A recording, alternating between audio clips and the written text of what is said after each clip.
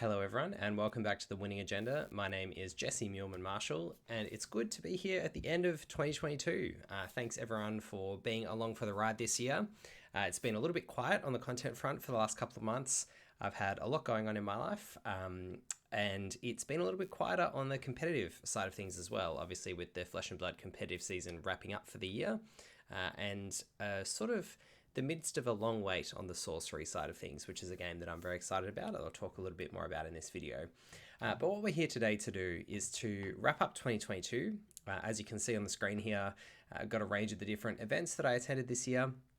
And a few other things that I'm excited for next year as well. So we're going to sort of run through the year, some of the things that I've taken out of the year, some of the things that I've enjoyed, some of the people that I want to shout out and say thank you to, but also, I guess, for those of you who aren't Melbourne locals or Australian locals who don't know all the people in these photos or the people that I sort of play games with, I guess what I want to use this video as was an opportunity to talk about the sorts of people and the sorts of aspects of community that are really important to gaming and that make gaming an interesting and a fun and a social hobby and make the time that we spend doing it worthwhile. So this is a little bit of an ode to the people in my gaming circles and who I've interacted with this year. A little bit of thank you and also, I guess, a bit of a philosophical reflection on what it means to be part of a gaming community. So the first major event that I attended in 2022 was actually the January Flesh and Blood Nationals in Australia. So our 2021 Nationals got carried over because of COVID, and we held it actually in January this year. So it was a lot of fun. We had some of the people that you can see on the screen here. I want to call out Toby on the left, Lee in the middle, and Perry on the right. Three people who I spent a lot of time with, along with Isaac and Harry and some others at Flesh and Blood Nats in January. Had a lot of fun. It was not just the tournament itself, but it was all the games that went on alongside it, all the time that we got to spend together at that event. That was heaps and heaps of fun. So thanks to all those people. In terms of my personal performance at the event, I came 11th. You can see the standings on the right-hand side there. Missed out on the top cut because of my strength of schedule, and that was because I lost a lot of games early on in the tournament. And then, as you can see from the snip from the article there as well, in the middle, was one of the people who went 3-0 in the draft on day 2 in the top 24. But because I'd lost some more games on day 1, and therefore I was winning games later in the tournament, with the way that tiebreakers work in Flesh and Blood, it meant that I missed out on tiebreakers. So that was kind of disappointing, obviously, to miss out on the top 8, but it was really fun to go along to that event, spend some time with Toby, Lee, Perry, Luke, a range of other people from Melbourne. I think we had probably about 15 or 20 people travel up from Melbourne from a few different stores for that Nationals event. It was held in Sydney, which is about an hour's flight from Melbourne, where we live. And it was just a celebration of Flesh and Blood. It was sort of the first big event we'd had in Australia. We'd had a couple of years of playing events online and not really being sure what a big in-person event would look like and how it would all run. And it was a really great introduction to the year and start to the year, especially knowing that we had this great organised play calendar coming up for the year 2022. So Flesh and Blood Nats in January, number 1 Nats, because we also had number 2 Nats later in the year, which was actually our 2022 Nationals, which we'll come to a little bit later. So then in March, we ran straight into ProQuest season number 1. February, March, it was sort of about a month later. I had, because I traveled up to Sydney for the Nats number 1, I had a couple of weeks away with my partner and then came back to work and then traveled over to Adelaide, which is also another hour's flight in a different direction from where I live in Melbourne, to Dragon's Lair Hobbies and Gaming. Shout out to Dragon's Lair for running a fantastic ProQuest event. But Isaac and I, who are in the photo there, travelled over to Adelaide, took the hour flight, booked some accommodation, and I was lucky enough to win that event. So that was a great start to the year, coming off the back of a really, really fun Nationals event, to then go along to that ProQuest and take away the win. I had a couple more ProQuests in Melbourne that I attended that I didn't do so well at, but it was really great, obviously, to get the win. And there's the photo of my gold foil Courage of Bladehold, which was really exciting to open as well. And of course, Stavo, who took me to that victory, and I think many others throughout that ProQuest season as well. So that was a fun way to kick off the 2022 competitive circuit. And of course, that led straight into Pro Tour number 1. And again, speaking of people traveling for this game, this was a great testament to how much fun people had had throughout lockdown, how much the game had meant to people, that we had, what, 1, 2, 3, 4, 5, 6, 7 of us in this photo, all traveled over from Melbourne to New York, which is just about as far away as you can get on planet Earth from where we live. Obviously, all of us had invites, but didn't have airfares paid or anything like that. So all these people were, paying money out of their own pockets to travel to play this game that we all love and enjoy. It was wonderful to have, we've got left to right, Laura, Luke, Harry, Isaac, myself, Vince, and Kwan. Some really great company, some good testing partners, some great people to travel around New York with. We had a really, really great time. I want to shout out to all these people, and I guess take a moment to reflect on what it means, like the personal cost of traveling, the financial cost of traveling for these things, but how worth it is, not just because of the tournament you get to play. I didn't do particularly well at the Pro Tour for a range of reasons that I'll go into in a minute. But what made it a really worthwhile experience was having the company and the companionship of these great people, and of course my partner as well, who came with me. And shout out to Toby Firth and his partner, who also traveled over but got COVID on the way over to the Pro Tour. So Toby and Claire traveled all the way over from Melbourne to New York, as I said, about as far away as you can get in the world. But that's the reality of the pandemic world that we live in. Got COVID on the trip over and wasn't even able to attend the Pro Tour at all. For those of you who have tuned into my videos before or who know the story already, I also got COVID while there. I was not feeling particularly well on this day, on day one of the Pro Tour. We'd been testing, Isaac, myself, and Kwan, that's us in our hotel, playing some games the day before, or a couple of days before. I was feeling fine then. Turned up for the banquet on the Friday. There's me with the big Starvo poster. Not feeling all that crash hot, still testing negative on rats, so I thought, oh well, I've come all this way, I might as well still play. There's me and Zach Bunn, a friend of the channel, who had a wonderful chat with recently. If you haven't checked out that video, I know the audio quality is not 100%, but it's a really great chat, and absolutely love every moment that I get to chat to Zach. So shout out to Zach for being somebody else who, from the other side of the planet, puts out amazing content, makes this game and this community engaging. I think anybody who watched the Team Covenant streams this year and over the last couple of years during the pandemic, you feel like Zach and Steven are your mates, they're your friends. And that's exactly the sort of positive gaming community that you want to foster. And then you go along to these sorts of events and you actually get to have a chat in person, and it's fantastic. So yeah, I was feeling not crash hot at this point, and then turned up to play on day one. Wasn't feeling great, felt absolutely terrible by the afternoon. Went home and took a COVID test, and I was positive and feeling absolutely awful. So had a pretty sad time in terms of the actual tournament. But as I said, the camaraderie, the companionship of a group of people who I'd been playing this game with for 12 or 18 months, both online and in person. A lot of those guys in the photo at the back there had played at stores with me in person, tested together, grounded out, really worked hard together to get better at this game. And then you travel all the way to the other side of the world with them, sort of as a group, to try and pit your collective skills against, the best players from all around the world. It's a fantastic feeling.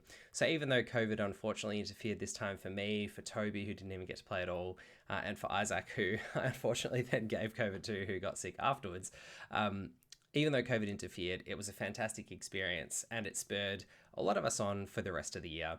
And it was fantastic just to be there for Pro Tour number 1. That was wonderful. So then we had the July Road to National season. We also had a ProQuest season as soon as we got back from the Pro Tour, but I missed most of those. I think I played in one. And then we went into the Road to National season. And this is a photo, again, Harry in the middle there with his beautiful smile. And I'm actually a little bit obscured from view. I'm at the back on the right in that top 8 table. So made it to the top 8 and got also to the top 4 during the draft, so that I got an invite for Nationals, which was exciting. So we had a pretty hectic calendar. You had January Nationals, March first ProQuest, May actually traveling to the Pro Tour, and then July we had this Road to National season. So I think everybody was feeling pretty exhausted from all of the testing at this point, but I was very relieved to have my invite for Nationals locked in. So then we went to Nationals itself, and I think there was a fair bit of fatigue by this point, but what was really amazing for me to see was Joel Gibbons, one of the co-owners of Plenty of Games, our local game store here in Melbourne, which I'm a part of, actually ended up coming second. We'd done a heap of testing at Plenty of Games beforehand in the city here in Melbourne. Joel and myself and a range of other people, Toby, Isaac, Dom, all the regulars at Plenty of Games, a rule, had put heaps of work into both the Uprising Limited format, learning it, getting as good as possible at it. And I think anybody who played during that season of Nationals this year, there was mixed feedback, both the National season and the Pro Tour and Worlds as well, about the Uprising Limited format and some of its shortcomings and some of its drawbacks. But I think we can look back and we can say it was another challenge, right? Like what this game throws up because of the way that the formats develop, because of the way that it's structured, is you have constructed metagames that throw up different challenges for you as a deck builder, as a player. And then you have limited formats that also rotate and they throw up different challenges for you every time you get a new limited set. You have to learn all the cards, you have to learn all the interactions, you have to learn the archetypes, you have to learn what's powerful, your draft pick orders, and how to deal with drafts that don't necessarily go right. And Joel, I just want to give a really big shout out to Joel here, who hadn't been to a Pro Tour before, despite playing Magic many times, for many years I should say, and playing in Pro Tour qualifiers many times, coming ever so close to getting on the Pro Tour.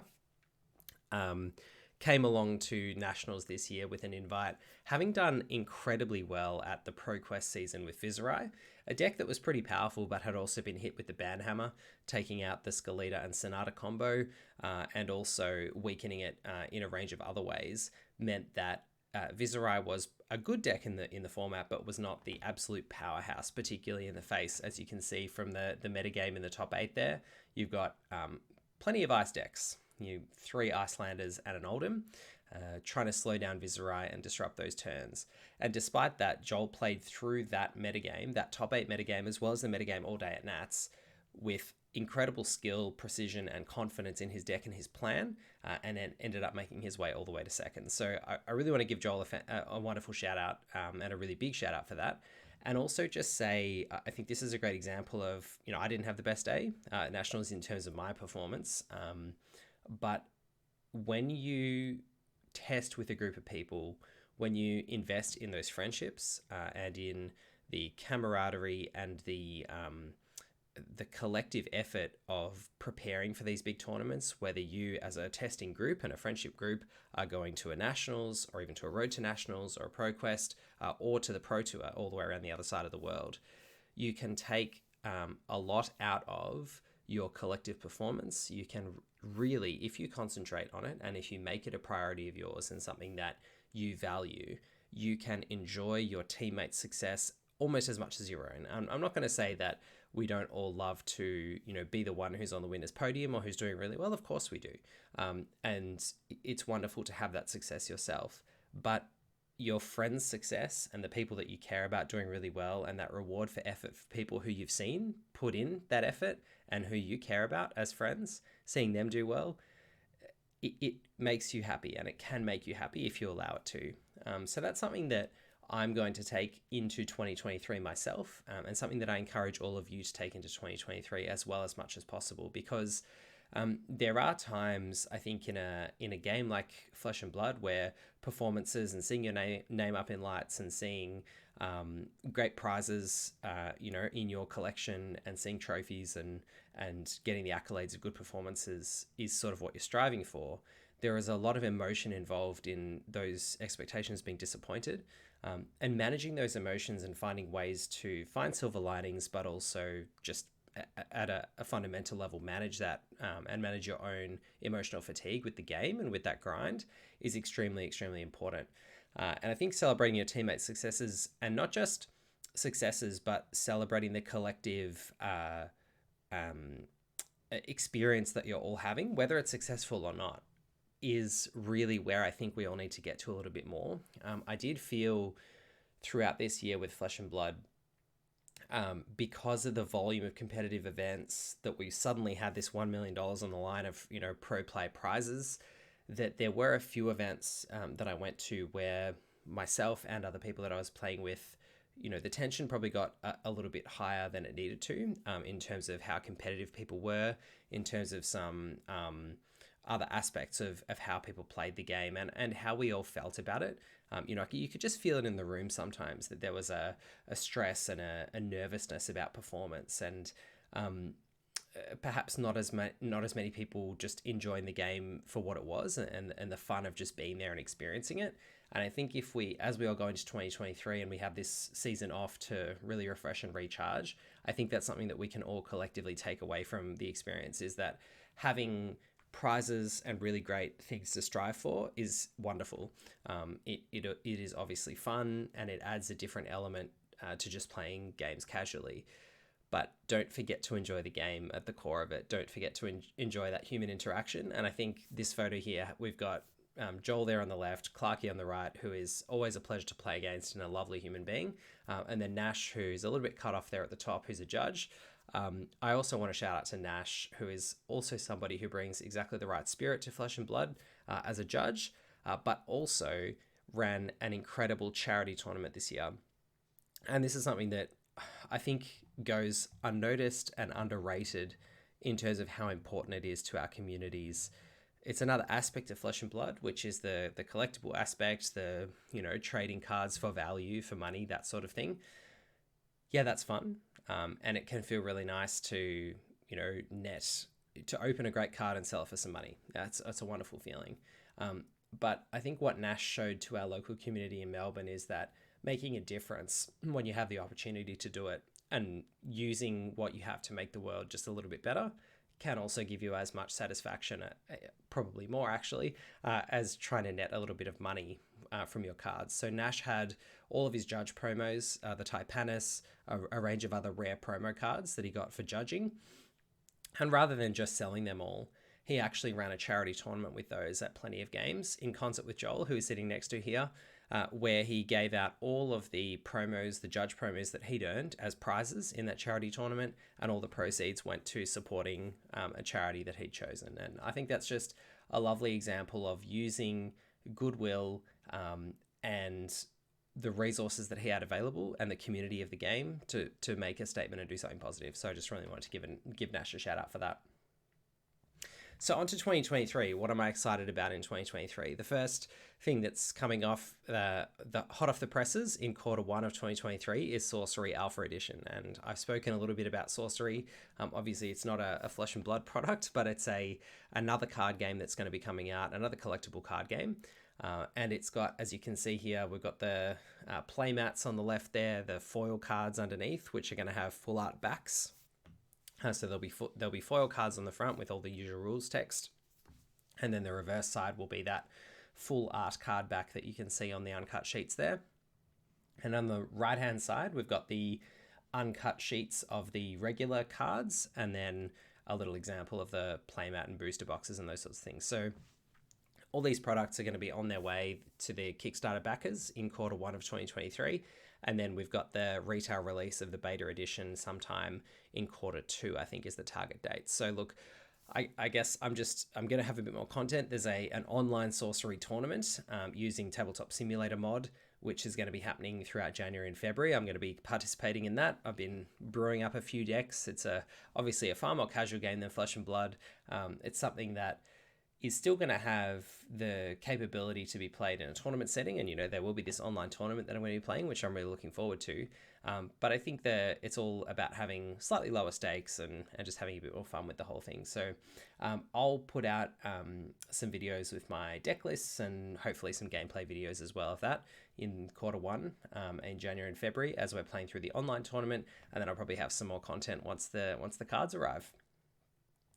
And then at the end of Q1 in March, we've got Outsiders arriving, the pre-release. I can't wait for that. It looks like it's going to be an absolutely ripper set. I made a video about some of the things that I was excited about and disappointed about, or the best and worst things of Flesh and Blood from 2022. Really excited to see that the $1 million of pro play announcement came out for 2023 as well. Legend Story Studios, James and the Flesh and Blood crew, putting their money where their mouth is and continuing to support organized play in that financial sense. Fantastic. But one thing that is always like it's just the core of what makes Flesh and Blood great and fun is new premier sets, new full sets that expand the card pool, give us new heroes and enough depth in those card pools to allow us to actually play those heroes from day one. It looks like we're going to finally have that for Arachne. We didn't get it in Dynasty. It's good, but it's not quite there. And we've seen, as you can see here from our first spoiler from Outsiders, that Assassin is going to feature in Outsiders. So we've got here an Assassin attack reaction, and it spoils for us, it teases not only that we'll be getting more Assassin cards, but also that we will be getting a new keyword for Assassin called Stealth. Might be broader than Assassin, it might just be Assassin. But Stealth to me gives a bit of a flavor of some kind of evasion mechanic, which is exactly what Assassin needs. It's exactly what I think the game needs a bit more of. A little bit more evasion, something like Dominate, something and Overpower, something that's makes it a little bit harder to block and just mixes up the game a little bit. So it's not just such a case of mathing out every turn, predicting your opponent's blocks and predicting your own capacity to block, that you might actually just have card effects that make it a little bit more difficult or change up those blocking decisions. So super excited about that, both what Stealth might be and the fact that we've got Assassin coming. And then in the teaser comic which came along with this, the article, you can see on the left we had Azalea and we had Dash on the right there. Two characters who were in the Christmas story that was released by Legend Story Studios on the website, but hinting that they're very likely to be two heroes and two factions that are going to be in the Outsiders set. So we're likely to have some Ranger, some Azalea support. I think that's already been confirmed anyway through other channels, but also some Mechanologist support as well. So Assassin, Mechanologist, Ranger, three heroes and three classes that are extremely fun to play, very different to the traditional sort of Guardian Runeblade dynamic that we've had through Flesh and Blood throughout 2022. And it'll be really interesting to see where the game takes us in 2023. I'm certainly going to be sleeving up one of those three decks. I'll take a look at the card pool once it's spoiled. Maybe I'll play all three, test them all out. But then also we'll probably, I think, have a fourth hero as well, and a fourth faction supported, fourth class supported through Outsiders. So very excited for the Outsiders release. And then I wanted to give, I guess, in summary, some of the things that I'm excited about next year. So community on the right there, that's a photo of the winning team from Nash's tournament that I mentioned earlier, the charity tournament at Plenty of Games, with Nash donating all of his judge prizes. I want to see more of that. I want to be involved in more of that. I want to support more of that in 2023. Some more community building and some more positive contributions, both to the scene, to the community of Flesh and Blood, but also to growing a local sorcery scene as well. We'll have the Sorcery Contested Realm Online League. As I said, I'll have some content coming for that. And then, of course, we've got the Flesh and Blood ProQuest Season 1 in January 2023. So pack schedule restarting very soon. It's been a really jam-packed year. Thank you all for coming along for the ride, for your support this year. Had some amazing feedback on Hero Spotlight series, a range of the other content that we've put out this year. I mean, I was in Los Angeles after Pro Tour #1, ran into a viewer who had watched some of our Hero Spotlights in the lead up to the Pro Tour, and that was just amazing, to be on the other side of the world, in the States, at a local game store, and have somebody say to me that they'd watched my videos and found them interesting and useful. It's really humbling. I love seeing people interacting, commenting, letting me know what they think of the videos, what sort of content they want to see on the channel, and what they're enjoying in the game. And I hope that whatever games you're playing, whether it's Flesh and Blood, Sorcery, Magic, Twilight Struggle, anything else that you follow on the channel, and anything else you're playing in your gaming space, that it brings you joy over the New Year period, that you find new ways to connect with your family, with friends, and with the people who mean a lot to you in your life, and that throughout 2023, that games can be a positive force for good in your life, and that you can find a way to bring happiness to both yourself and to the other people around you as well. So thank you for your support in 2022, and look forward to the journey in 2023 continuing in some new and different and familiar ways as well. Talk to you soon, and Happy New Year, everyone.